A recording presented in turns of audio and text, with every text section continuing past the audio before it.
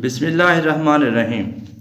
10th chemistry के हवाले से चैप्टर नंबर 11 और आज हमारा लेक्चर नंबर है 13 और हमारा टॉपिक है classification of organic compounds. Organic compounds mean carbon और हाइड्रोजन और इनसे बने हुए जो कंपाउंड्स हैं उनके बारे में बात होगी। तो बेसिकली इन्हें 2 कैटेगरीज में डिवाइड किया गया है और जिस बेस पे किया गया है वो कार्बन स्केलेटन, यानी कार्बन एटम्स जिस अंदाज में मिले हुए हैं या वो जब कार्बन एटम्स एक दूसरे से मिलते हैं जिस तरह की स्ट्रक्चर बनती है उसी बेस पर डिवाइड किया गया है ऑर्गेनिक कंपाउंड्स को।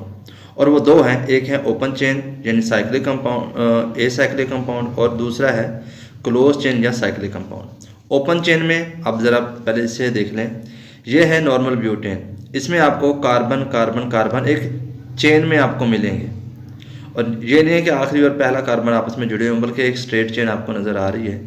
तो जैसे कि ये कार्बन कार्बन, तो इस तरह के जो कंपाउंड्स होंगे जो इस तरह आपस में जुड़ेंगे, मॉलिक्यूलर की स्ट्रक्चर इस तरह की इनकी होगी, तो वो कहलाएंगे ओपन चेन या एसाइक्लिक कंपाउंड्स कहलाएंगे। अब ये एसाइक्लिक कंपाउंड दो तरह के होते हैं, एक स्ट्रेट चेन में होंगे जैसे कि आपके सामने ये नज़र आ रहे हैं सीधी, और एक होंगे ब्रांच चेन में, जैसे कि कोई कार्बन स्ट्रेट के बजाय एक साइड पे ब्रांच भी बनाने का, एक दो जितने भी बना लें। तो इस तरह के जो कंपाउंड होंगे वो ब्रांच चेन में आएंगे और ये स्ट्रेट चेन में आएंगे। इसके बाद दूसरा है क्लोज चेन या साइक्लिक कंपाउंड्स। उसमें ये होता है कि उसका पहला और आखिरी कार्बन एक दूसरे के साथ लिंक्ड होते हैं, जुड़े हुए होते हैं। ज़रा डायग्राम को गौर से देख लें, जैसे कि ये है, इसमें कार्बन कार्बन कार्बन ये सारे कार्बन आपस में जुड़कर एक रिंग सा बना रहे हैं, एक साइकिल सा बना रहे हैं।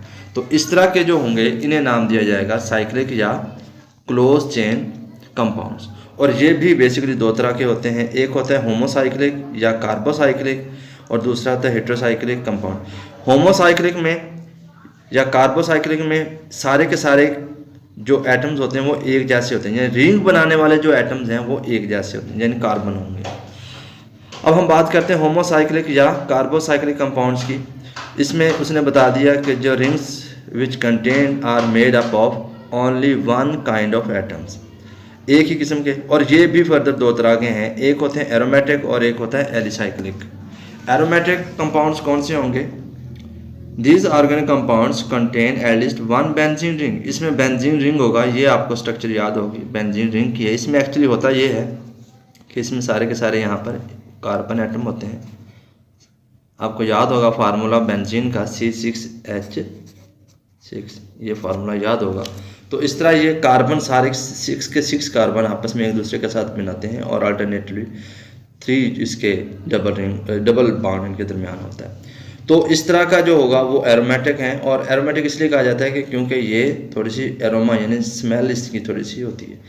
और ये उसने मॉलिक्यूल दे दिया नेफ्थलीन का। अक्सर ये कुछ गोलियां सी मिलती हैं जो अक्सर घरों में कपड़ों में रखने के लिए इस्तेमाल करते हैं ताकि इंसेक्ट वगैरह से काट वगैरह ना दें या डिस्टर्ब ना करें उन्हें। तो इस तरह के जो कंपाउंड्स हैं वो एरोमेटिक होते हैं।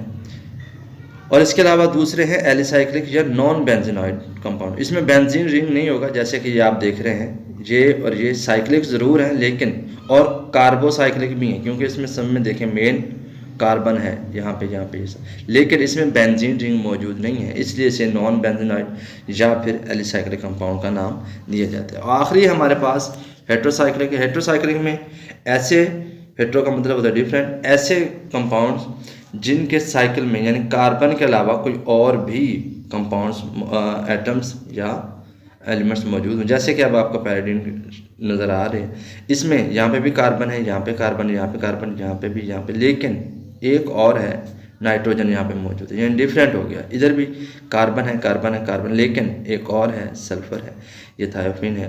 तो इस तरह ये जो होते हैं इस तरह के साइकिल बनाने वाले कंपाउंड जो हैं साइक्लिक कंपाउंड, इन्हें हेट्रोसाइक्लिक कहा जाता है। ये 2 एग्जांपल हैं, ये MCQs में भी बाज़ का एग्जांपल पूछ सकते हैं और शॉर्ट क्वेश्चन के तौर पे भी आपसे पूछा जा सकता है जिसका। तो डियर स्टूडेंट, ये था हमारा आज का lecture classification of organic compound के हवाले से। तो आप स्टूडेंट्स ने सारे रीड अच्छे तरीके से करना है और ये सारे का सारा याद भी करना है। नेक्स्ट लेक्चर के लिए इजाज़त, अल्लाह हाफिज़।